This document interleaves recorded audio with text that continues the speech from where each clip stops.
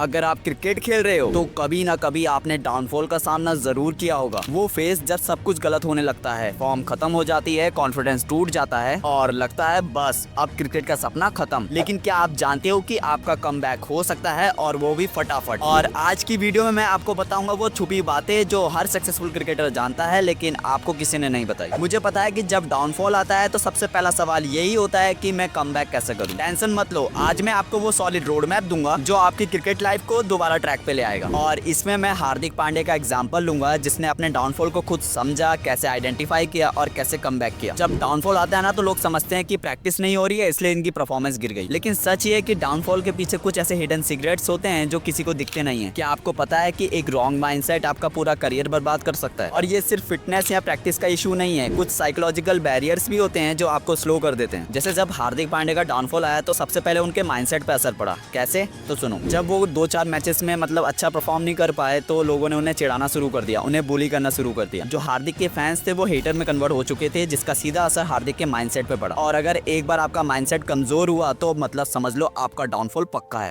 6 महीने थोड़े काफी एंटरटेनिंग रहे मेरे लिए, काफी उतार चढ़ाव के साथ रहे हैं। जहाँ ग्राउंड पे गया हूँ और पब्लिक ने बूइंग किया है, बहुत सारी चीजें गई। और हमेशा मैंने माना था कि मैं जवाब अगर दूंगा तो मैं खेल से दूंगा, कभी अपने जवाब से नहीं दूंगा।